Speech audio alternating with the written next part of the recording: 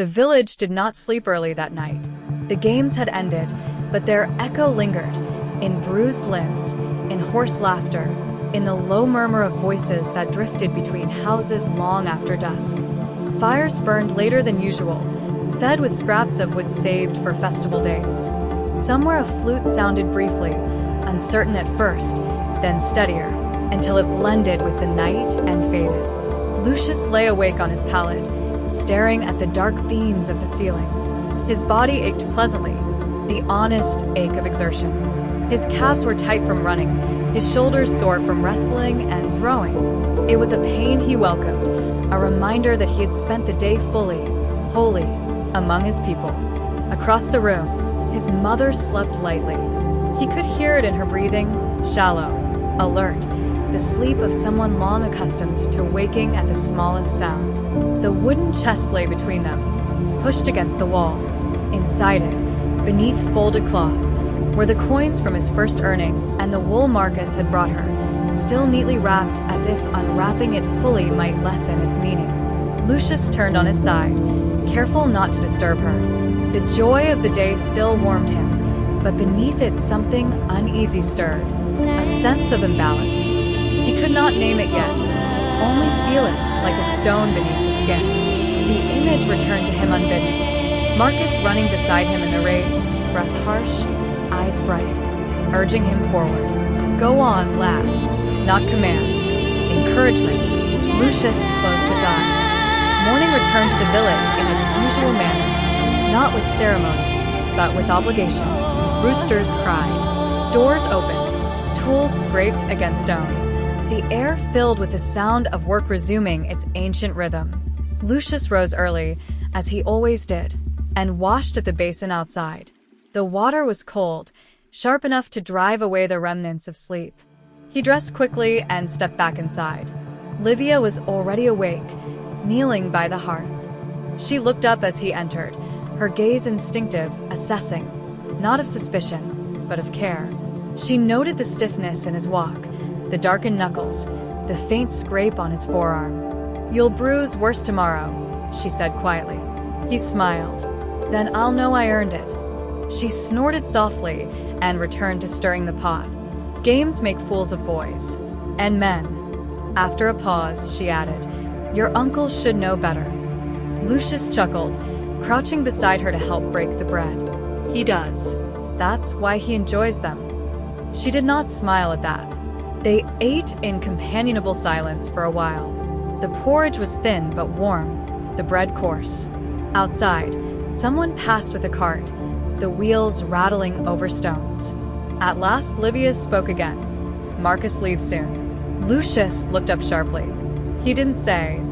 He never does, she replied. But soldiers do not linger long, not the ones who still belong to the Legion. Lucius nodded slowly.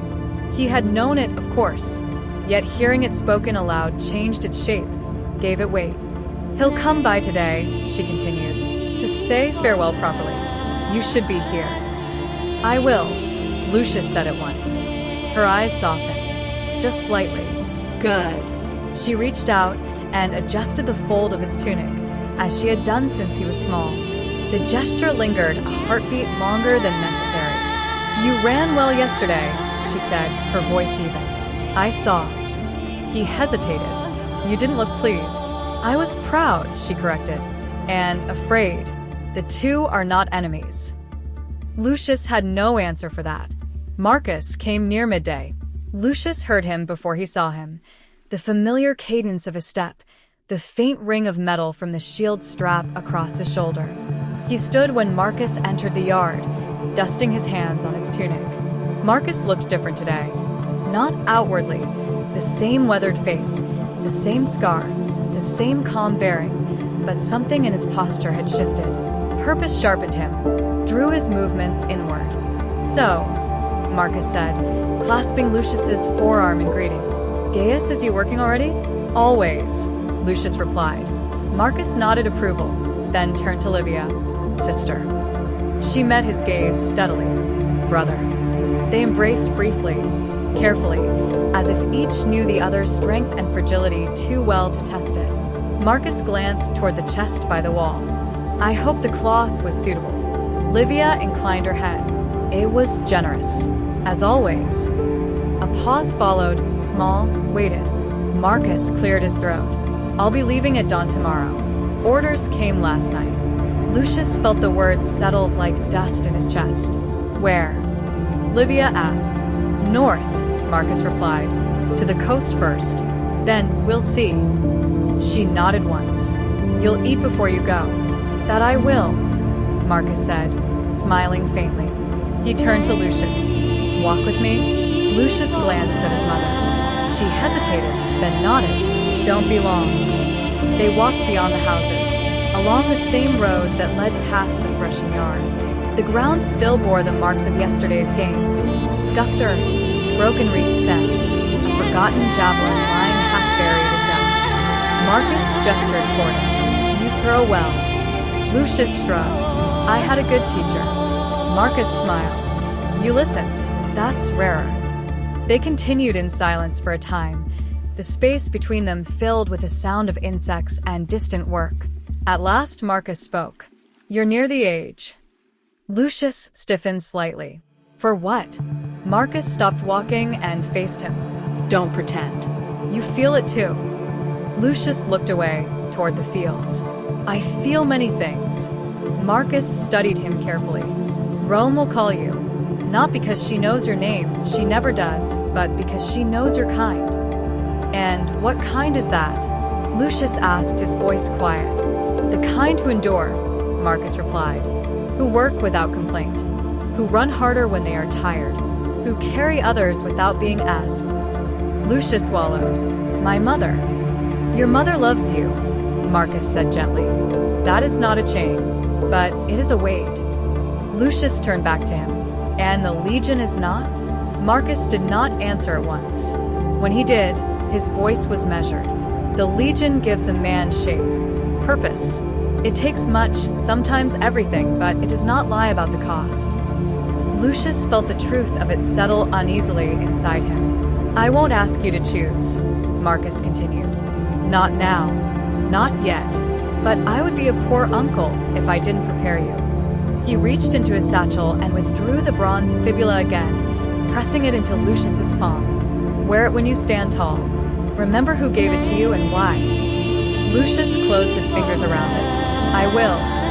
Marcus placed a hand on his shoulder. Firm, grounded. Whatever road you walk, walk it fully. They turned back toward the village together, neither speaking. That evening, as shadows lengthened and fires were lit once more, Lucius sat beside his mother and listened to her hum softly while she worked. He did not tell her everything Marcus had said. He did not need to. She sensed the change. When she finished, she sat beside him and rested her head briefly against his shoulder, a rare gesture now that he was nearly grown. You are my son, she said quietly, before Rome, before gods and men. He covered her hand with his. Always. Yet even as he said it, he felt the truth strain, not breaking but stretching.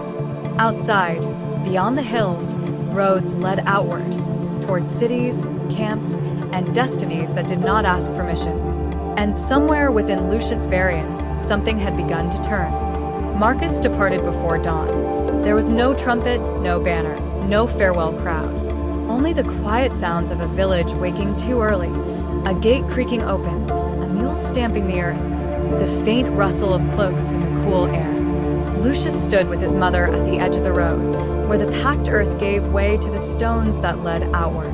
The sky was pale, undecided, as if even the day hesitated to begin.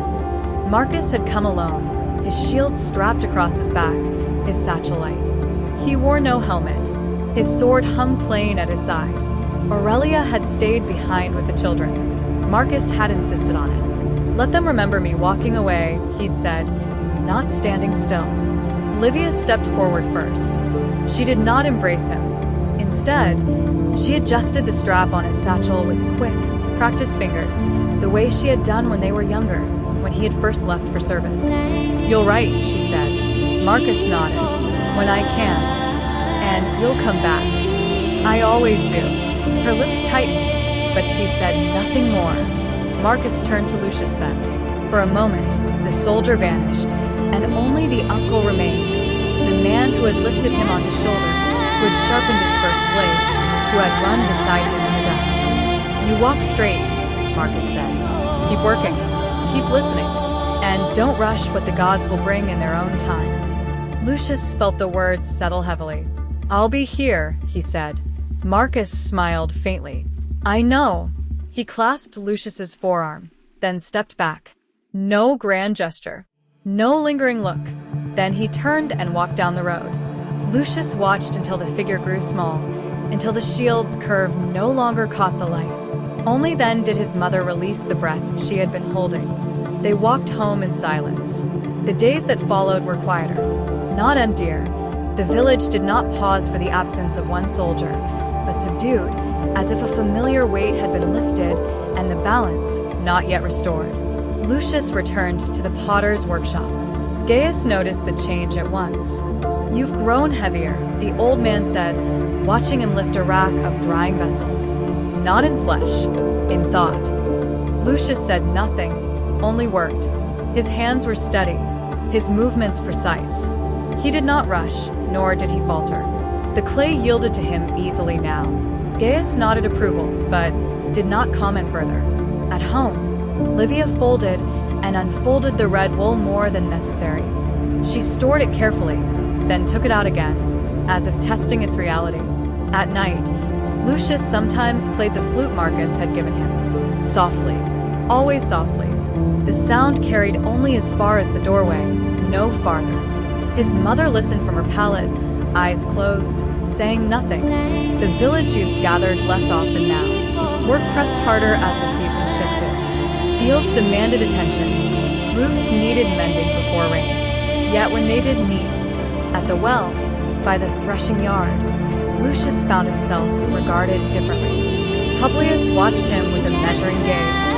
Diodorus asked his opinion more often. Even older men greeted him with nods rather than indulgent smiles.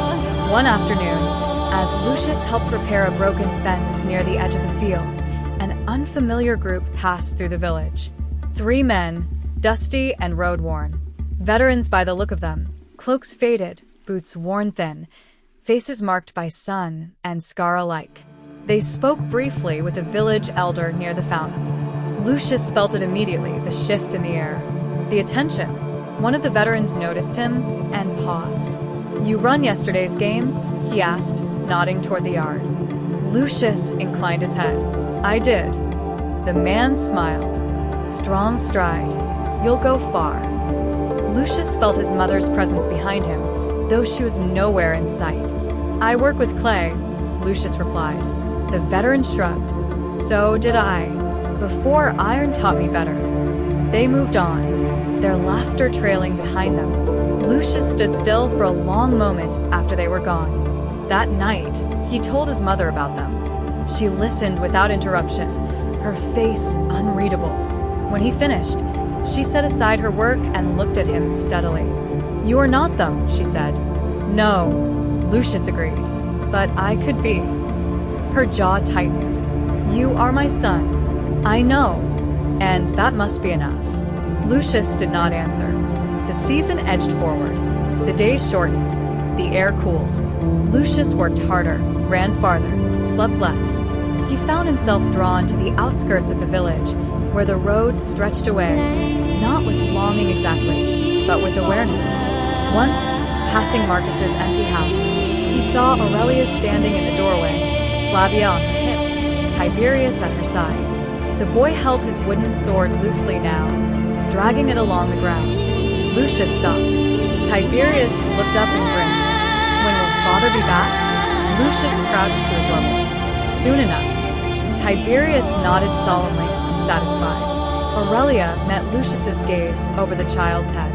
In her eyes was the quiet understanding of one who had already given something precious to the road, and knew she might again.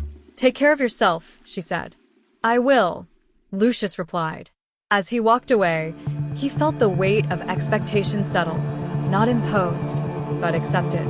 That night, lying awake once more, Lucius stared at the beams above him. His mother slept nearby, one hand curled loosely, as if still reaching for him even in dreams. He thought of Marcus's words, of the veterans, of the fibula resting beside his bed. Rome had not yet called his name, but the silence before the call had begun to feel louder.